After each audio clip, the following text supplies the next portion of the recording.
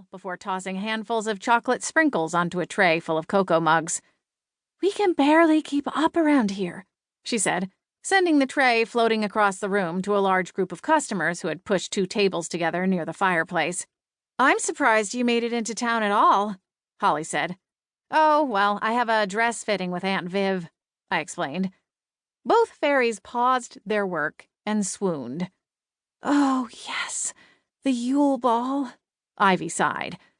"What color is your gown this year?" I smiled. Sometimes I thought I was the only woman in all of Holiday Haven who didn't like the annual gala. Even though I was no longer single, I would still prefer a night in front of the fire with a good book over getting glammed up for a flashy night out in the North Pole.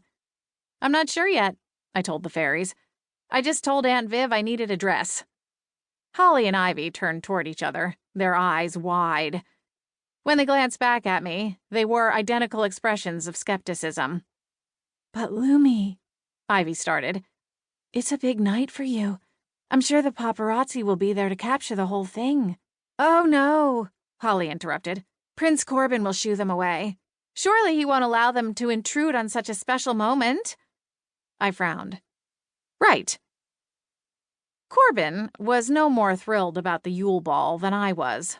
But as a royal prince and the second in line to the Frost Kingdom throne, he had to attend.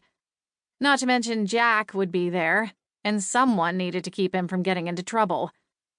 Still, I didn't need to tell Holly and Ivy Corbin's true thoughts on the event, nor my own, for that matter. It was best to smile and nod. If I'd learned anything about royal expectations in the year since meeting Corbin, it was that no comment was almost always the best policy. "Speaking of Corbin," I said with a polite smile, "he's on his way. So if I could get 2 cocos to go, I would appreciate it."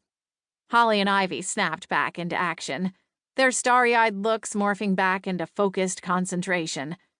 Holly rang up the purchase, and I dropped all of the change into the candy cane-striped tip jar before shuffling to the other end of the counter to wait for Ivy to finish the drinks. It was too busy in the cafe. A walk through the town square sounded better anyway.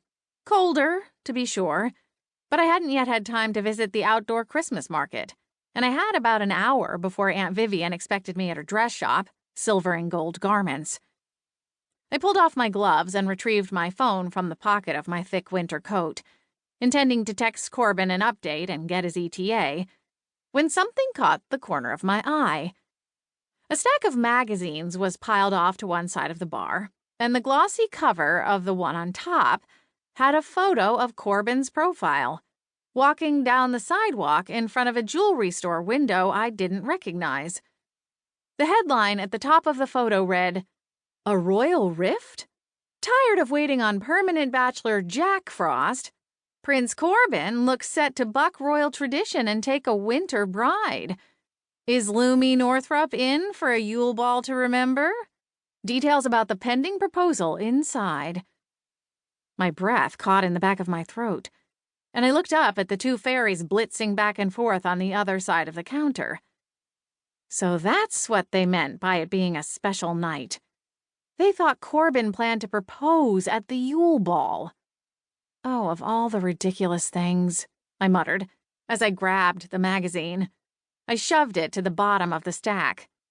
But a tendril of curiosity gave me pause. With a sigh, I dragged the magazine back out and flipped it open to the page number printed on the front cover.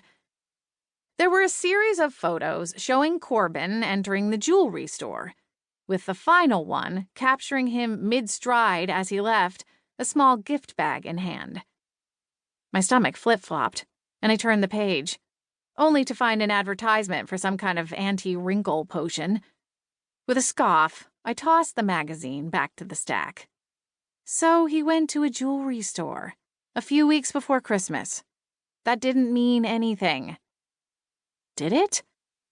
Another quiver surged through me, and I about jumped out of my skin when Ivy called my name. Eyes wide, I turned to find the fairy extending a pair of travel cups toward me on a wave of fairy dust. "Is everything all right?" she asked. "Mm-hmm. Perfectly. Thanks again." I snatched the drinks from mid-air and